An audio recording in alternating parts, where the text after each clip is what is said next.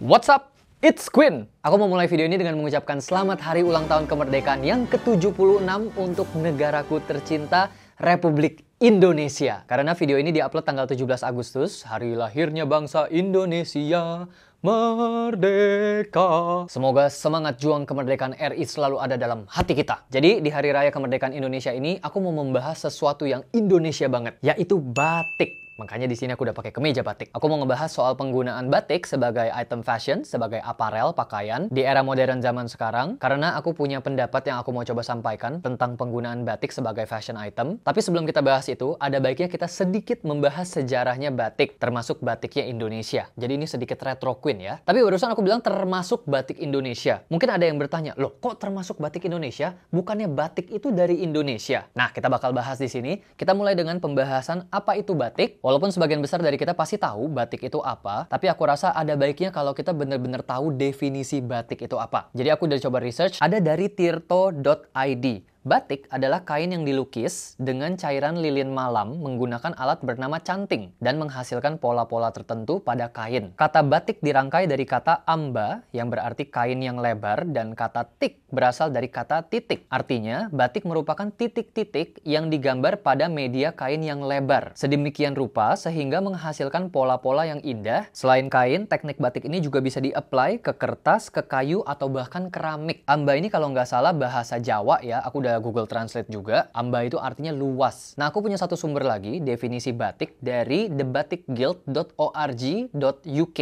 Jadi ini websitenya UK yang didedikasikan untuk pembahasan soal batik. Jadi ini juga menunjukkan ya betapa batik itu fascinating untuk orang-orang non-Indonesia sekalipun. Menurut The Batik Guild, batik adalah art of decorating cloth using wax and dye. Seni untuk mendekorasi kain menggunakan lilin dan pewarna. Jadi kalau dari dua definisi barusan, dari Tirto ID dan dari The Batik Guild, kita bisa ngelihat bahwa batik itu bisa dipakai untuk menggambarkan produk hasilnya, seperti kain yang dilukis dengan cairan lilin. Ini kan berarti produk jadinya. Tapi penggunaan kata batik itu juga bisa dipakai untuk prosesnya, teknik pembuatannya. Dan kalau kita ngomong produk hasil jadi kain batik, kita langsung kepikirnya pasti Indonesia. Dan betul banget, karena zaman sekarang kalau kita ngomong batik, batik yang paling dikenal ya batik Indonesia. Dan kita pun sebagai orang Indonesia bisa dengan bangga bilang bahwa salah satu negara produsen batik yang terbaik, atau mungkin bukan salah satu, mungkin negara yang terbaik dalam memproduksi batik adalah Indonesia. Mengutip lagi dari The Batik Guild, aku belum cari tahu sih ini penulisnya siapa, tapi since ini website luar negeri, jadi harusnya ini penulisnya juga orang luar negeri, orang UK. Dia tulis begini, "There is nowhere in the world where the art of batik has been developed to a higher standard than on the island of Java in Indonesia." Tidak ada tempat lain di bumi ini yang bisa membuat batik to the highest standard, ke standar tertinggi yang pernah ada di dunia batik selain batik dari Pulau Jawa, Indonesia. Ditambah, UNESCO, Organisasi Pendidikan, Keilmuan, Kebudayaan Perserikatan Bangsa-Bangsa, juga sudah meresmikan batik sebagai warisan budaya Indonesia. Diresmiinnya di tanggal 2 Oktober tahun 2009. Jadi memang di dunia ini sudah resmi kalau batik itu adalah budayanya Indonesia. Tapi kalau kita ngomong tekniknya, teknik batik kalau kita research, ternyata juga pernah ditemui di negara-negara lain. Pernah ditemui di Timur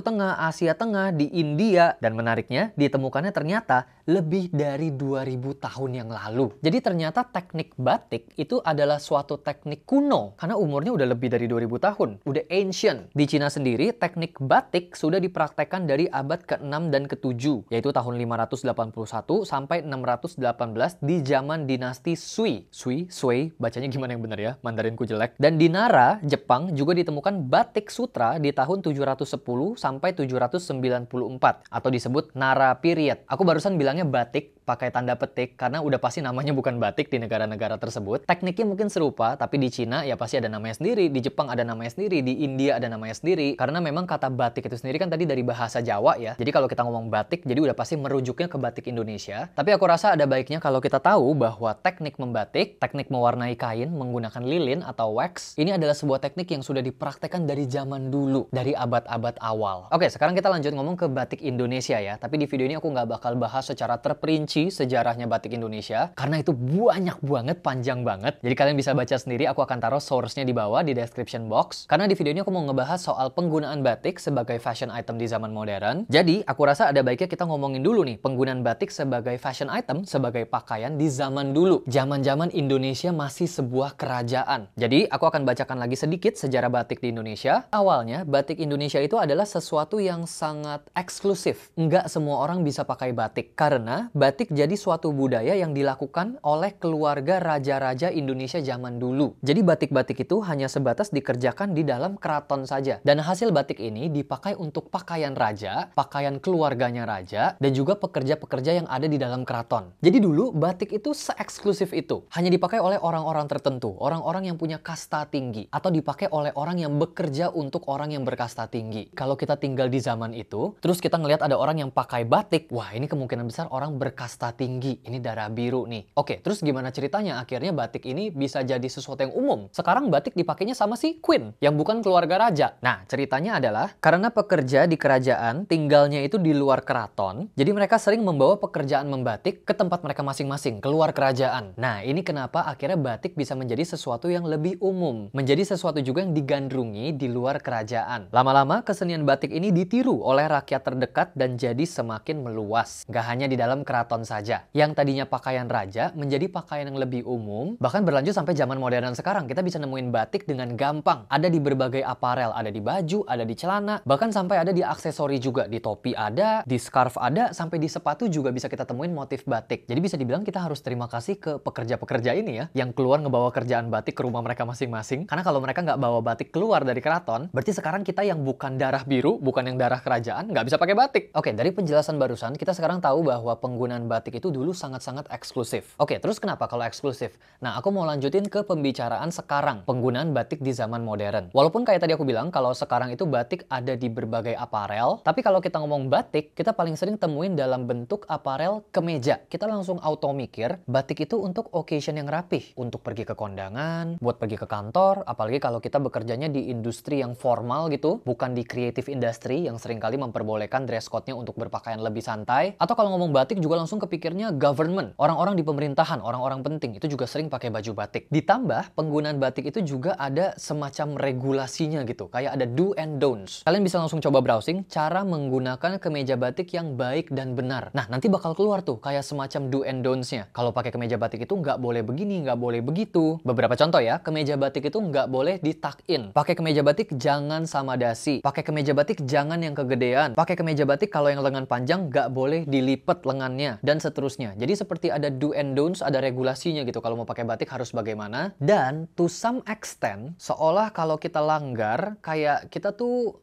melakukan kesalahan fatal gitu. Salah satu contoh kasusnya adalah pas Atta Halilintar pakai kemeja batik di pairnya sama celana jeans yang ada sobeknya. Jadi rip jeans, tapi bukan rip jeans yang bolong ya. Warna jeansnya kayak dark wash gitu, terus ada detail-detail robeknya kayak rip distress gitu. Tapi ada patchnya lagi ya, jadi nggak kelihatan skinnya. Nah, Atta Halilintar pakai pakaian ini ke Terminal 3 Bandara Soekarno-Hatta untuk ketemu sama Menteri Perhubungan, Bapak Budi Karya Sumadi. Sebenarnya ini udah lama, tahun lalu, tahun 2020, tapi aku rasa ini satu contoh kasus yang tepat untuk aku bawa di sini karena menyambung yang tadi aku bilang soal do and don'ts atau regulasi memakai batik yang kalau kita langgar itu kayak kita melakukan kesalahan fatal gitu. Nah, looknya Atta Halilintar di sini mengundang komentar yang kontroversial. Jadi ada satu account @puturudi di Twitter yang komentar soal cara berpakaian Atta Halilintar. Bila saja busana yang dikenakan Atta itu batik ori, batik hasil karya budaya luhur bangsa, sangat tidak pantas dikombinasikan dengan celana denim belel dan sobek begitu. Jangan pernah lagi pakai batik kalau Anda tidak punya kemampuan mengapresiasi batik. Jadi komentarnya ini lumayan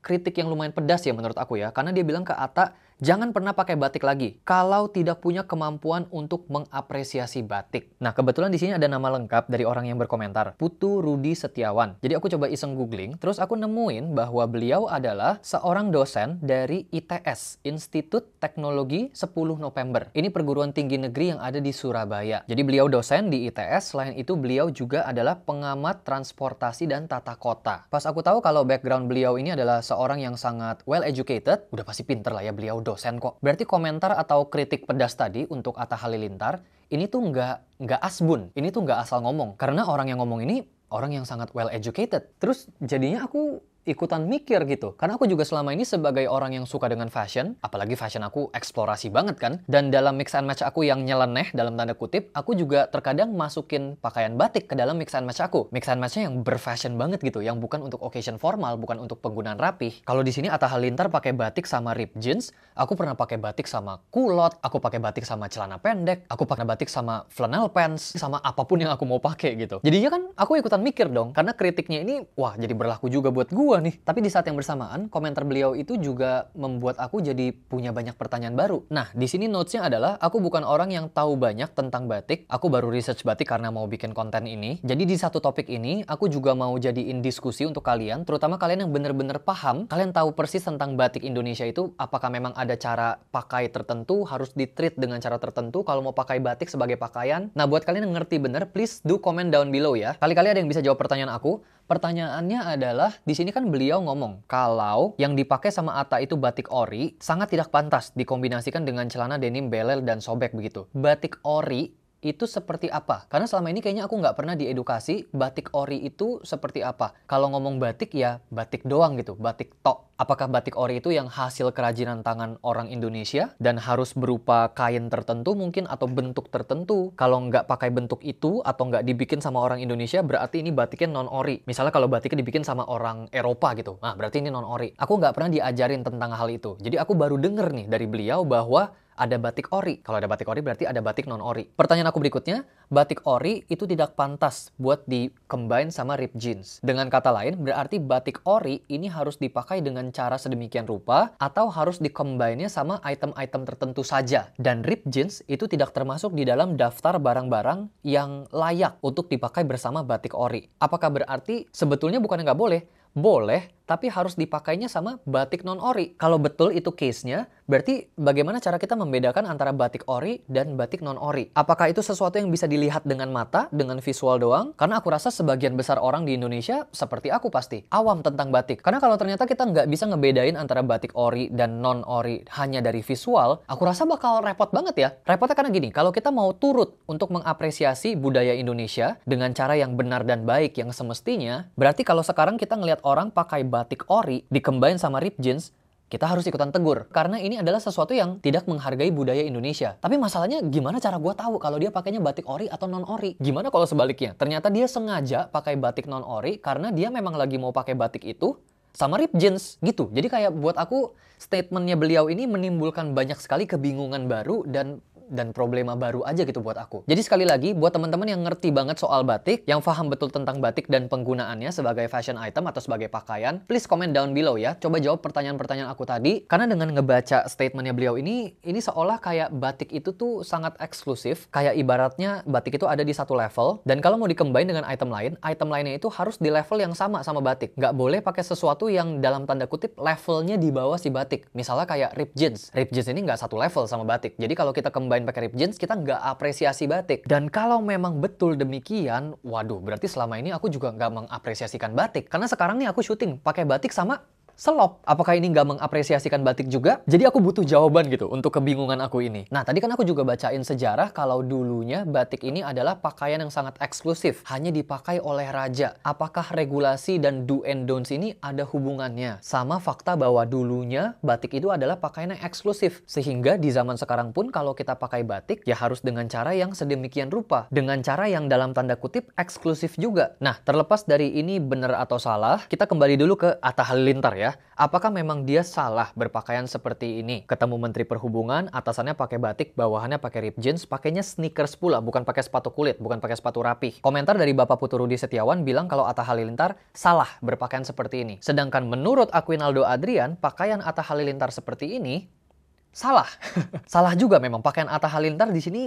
Ya, nggak salah, tapi aku bisa bilang kurang tepat mungkin ya. Walaupun aku punya sudut pandang yang berbeda yang aku mau bahas, kalau aku di sini lebih mau ngebahas dari kacamata TPO. Jadi di dalam kita berfashion, dalam kita berpakaian, ada waktunya kita harus memperhatikan tiga hal tersebut. Time, Waktu, place, tempat, occasion, kesempatan atau ini acara apa. Bahkan untuk orang seperti aku yang memandang fashion sebagai sebuah art, sebagai sebuah medium seni untuk berekspresi, aku selalu bilang kalau aku memandang fashion dari sisi subjektif, tidak sisi objektif. Tapi tetap akan ada waktunya di mana kita berpakaian itu bukan untuk diri kita, melainkan kita berpakaian untuk kepentingan orang lain. Contoh TPO apa? Kalau kita datang ke kondangan, kenapa kita harus berpakaian rapih? Oke, ada kepentingan buat diri kita, yaitu biar kita tampil good looking, tapi nomor satunya bukan itu. Nomor satunya adalah karena kita mau menghargai yang punya acara kondangan. Kita mau menghargai tuan rumah acaranya. Sehingga kita berpakaian yang layak untuk mengapresiasi kalau terima kasih ya udah ngundang gua ke acara lu. Jadi kita berpakaian yang rapi, berpakaian yang layak untuk datang ke acara dia. Atau bahkan kita ngikutin dress code yang udah dikasih di invitation. Contoh TPO lain, kalau kita mau ketemu calon mertua misalnya. Kita datang ke rumah calon mertua kita buat ngelamar anaknya. Ini kan seolah kita mau ngambil anaknya dari pemiliknya kan, dari orang tuanya. Misalnya nih, aku anak streetwear banget, rambut aku gondrong. Tapi aku tahu nih, calon mertua aku ini nggak suka sama cowok rambut gondrong. Sukanya yang rambutnya rapih. Sukanya cowok yang pakai kemeja, bukan yang pakai hoodie. Sukanya cowok yang pakai celana bahan, bukan pakai celana ripped jeans. Nah, kalau aku tahu calon mertua aku adalah orang yang seperti itu, dan aku tahu kalau ini aku datang occasionnya adalah untuk minta izin untuk ngambil anak elu, maka di occasion ini aku akan berdandan untuk menghormati dia, untuk menghormati calon mertua aku. Bahkan bukan hanya pakaian doang, bukannya cuma pakai kemeja atau celana bahan. Dalam hal ini aku berkorban mungkin. Aku harus potong rambut yang aku lagi panjangin buat ngelamar anak elu. Rambut gue jadi pendek, jadi rapi. Itu satu contoh yang lebih ekstrim. Jadi dari sini aku mau bilang bahwa untuk aku, seseorang yang sangat ekspresif dari cara berpakaian aku pun, akan ada waktunya dan pasti ada waktunya aku berdandan sesuai TPO, sesuai time, place, dan juga occasionnya. Untuk menghormati orang lain yang ada di dalam TPO kita. Menurut aku, Atta Halilintar kurang berpakaian dengan baik dari kacamata TPO. Di sini kan Atta Halilintar ketemunya sama Menteri Perhubungan ya. Menteri itu kan ya orang yang punya posisi dong, orang penting. Jadi sudah sangat jelas nih, occasionnya adalah ketemu orang yang punya jabatan. Nah, dari kacamata inilah menurut aku Atta Halilintar itu kurang proper berpakaian seperti ini, bawahannya pakai ripped jeans, untuk ketemu sama orang yang punya jabatan, orang pemerintahan. Karena ripped jeans itu kan item yang sangat casual ya, bahkan casualnya itu ke arah streetwear. Jadi walaupun di sini atasannya Atta pakai kemeja batik yang rapih banget, overall looknya itu masih terlihat casual, masih kelihatan kurang proper gitu, kurang proper untuk bertemu apalagi sama orang yang punya jabatan. Jadi dalam hal ini penting juga nih untuk kita tuh tahu dress code, bahwa ada item-item tertentu yang memang tidak sopan pada saat occasion tertentu, dan ada item tertentu yang sopan yang dinilai lebih menghargai lawan bicara kita atau menghargai tuan rumah acara yang kita diundang. Nah, menariknya kita kembali ke komentar dari Bapak Putu Rudi Setiawan. Di sini beliau benar-benar bilang kalau Atta itu tidak mengapresiasi batik. Jadi dia membahas Atta di sini berpakaiannya tidak proper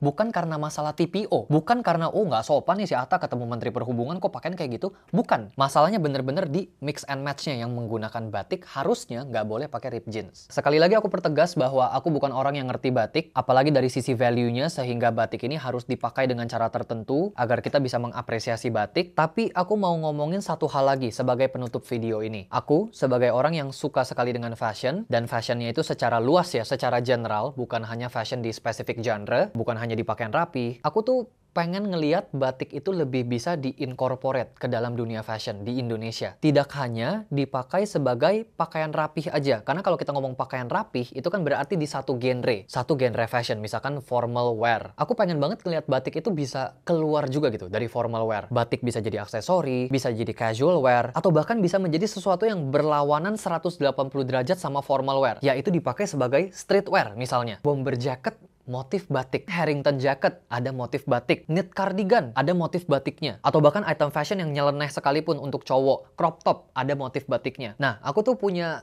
keinginan pribadi untuk ngelihat itu, untuk ngelihat batik sebagai penggunaan fashion lebih luas dari sekedar formal wear. Karena apa? Karena satu, aku suka fashion, tapi lebih dari itu, fashion itu adalah sebuah industri yang dilirik, yang dilihat oleh dunia. Seluruh dunia itu melihat fashion. Buktinya, kita sekarang bisa tahu bagaimana cara orang Korea berpakaian. Kita bisa tahu mode trend fashion yang ada di Paris. Kita bisa nonton New York Fashion Week, Tokyo Fashion Week, Seoul Fashion Week, Milan Fashion Week, dan sebagainya. Kita bisa ngelihat fashion dari belahan manapun thanks to internet. Kita di zaman yang sangat mudah untuk kita bisa ngelihat bagaimana cara orang berpakaian di luar sana. Dan juga sebaliknya, orang-orang di luar sana bisa ngelihat cara orang Indonesia berpakaian. Jadi, harusnya ini saat yang tepat banget nih untuk kita kasih lihat bahwa, hey, Hey, Indonesia tuh punya motif yang sangat cakep loh, namanya batik. Khususnya buat orang-orang luar yang belum tahu tentang batik Indonesia. Nah, inilah kontradiksinya regulasi do and don'ts tadi. Kalau sekarang nih, orang fashion seperti aku, atau mungkin banyak orang lain, yang lebih mau explore penggunaan batik sebagai fashion wear, sebagai streetwear, atau sebagai casual wear, nggak jarang orang-orang ini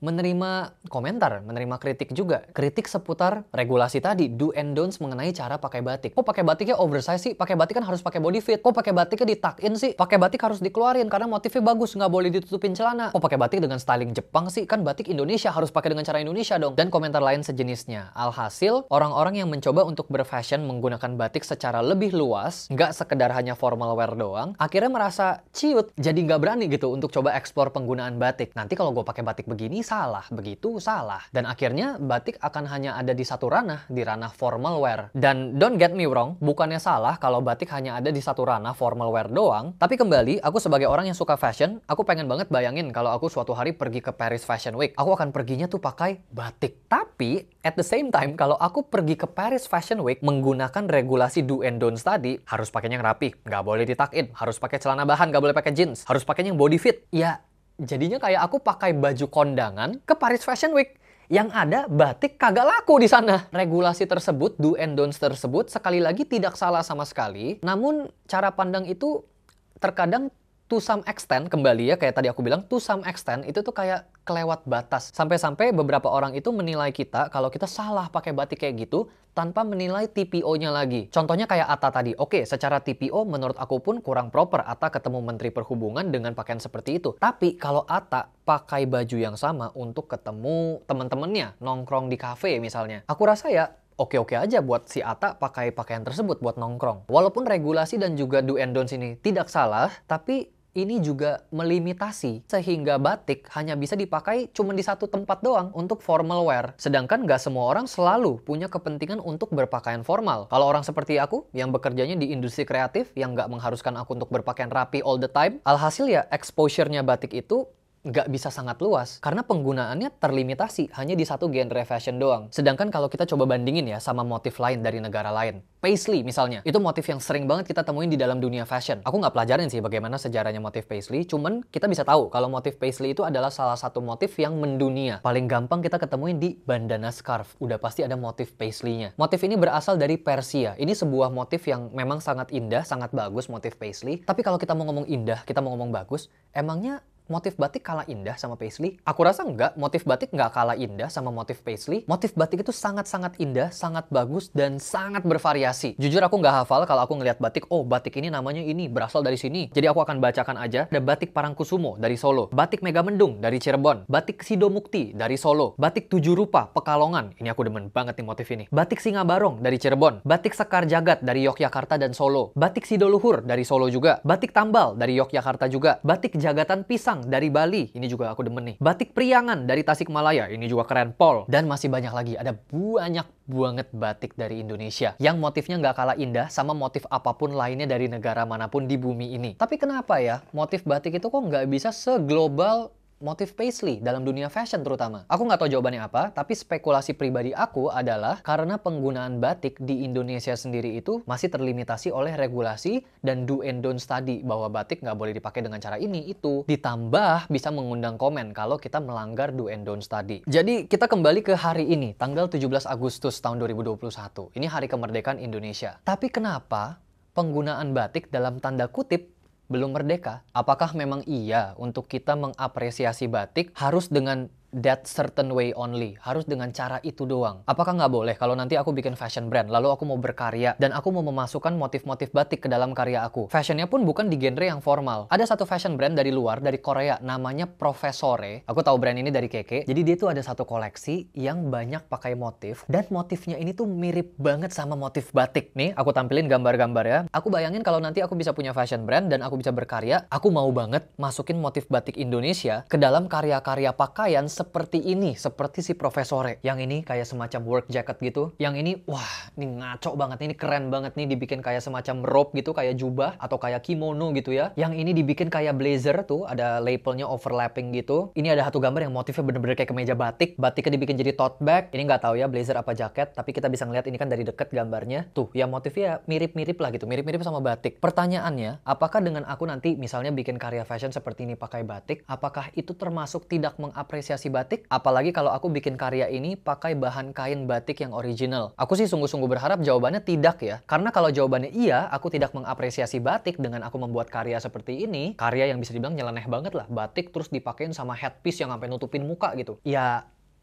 jujur sih, kalau pendapat pribadi aku sangat-sangat disayangkan ya kalau kita bisa mengapresiasi batik hanya dengan satu cara tertentu dan sebaliknya tidak menghargai batik kalau kita keluar dari satu ranah tersebut. Karena sekali lagi, harapan aku sebagai pecinta fashion, aku pengen banget ngelihat batik dipakai secara lebih luas di dalam dunia fashion. Baik sebagai formal wear maupun sebaliknya sebagai streetwear sekalipun. Asalkan tetap bijaksana ya dengan TPO, time, place, occasion. Tapi sekali lagi, aku bukan orang yang paham tentang batik. Untuk teman-teman yang paham betul soal batik, please comment down below ya. Bagaimana menurut kalian tentang pandangan aku barusan atau harapan aku barusan untuk melihat penggunaan batik secara lebih luas di dalam dunia fashion? Apakah kalian setuju atau kalian tidak setuju? Kalau setuju, kenapa alasannya? Apakah alasannya sama kayak aku? Alasan sebagai pecinta fashion? Atau sebaliknya, kalau kalian tidak setuju, coba sertakan juga alasannya apa? Mungkin ada alasan yang aku belum mengerti, yang aku belum tahu, atau mungkin ada value tertentu dari batik yang memang aku belum tahu dan aku harus cari tahu lebih tentang alasan kenapa batik sebaiknya hanya digunakan dengan cara-cara tertentu dan tidak di-combine dengan item-item fashion tertentu lainnya. Hope you guys enjoy this video. Thank you so much buat teman-teman yang udah nonton, udah like, share, dan juga subscribe. Selamat Hari Raya Kemerdekaan buat teman-teman semuanya.